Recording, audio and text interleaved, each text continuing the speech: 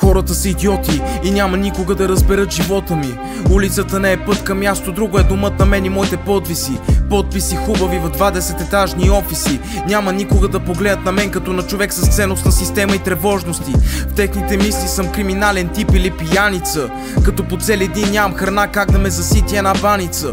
Гледал съм как се движат с хубави дрехи и сочна раница. Чудил съм се дали да не премина някоя смъртна граница. Да се опитам да изтръгна и с бързина да си тръгна. И ако човекът се противопоставя, да взема да го наръгам. Но дори да успея, ще взема на връщане да се спъна. Ще падна на земята и жертвата ще ме настигне, от бой ще ме спука.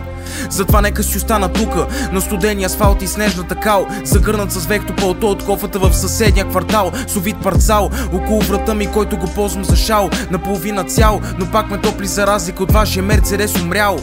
И ми казва, че съм избрал да живея по този начин. Много ясно, че го предпочитам него, отколкото съм като вас нещастник. Нямате души, просто сте някакви човешки тела празни, обгрижени само за себе си, и парите винаги трябва да са ясни. Седя в подлеса със сложена шапка на земята и пея.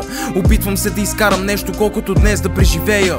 И да, ще си купа алкохол, няма да съдите моите решения, защото ако имаше зъбна фея, вече е могло да забогатея. Затова не вярвам в нея, затова не вярвам в Бог. Ако живота тук е жесток и е дар от него, значи не искам да знам рая как изглежда. Какво? Като ми даваш храна днеска, утре няма да бъдеш там. Знам, че си притесен и те е срам от мен, задето съм жив и мириша на катран. Няма нужда да ми казваш, че не придавам никаква стойност. Аз просто искам да имам покрив над мен и да спя спокойно. Няма как да ме разбереш, затова продължавай по улицата си кротко. Не ти желая хубав ден, пожелавам ти да продължаваш да крачиш толкова широко.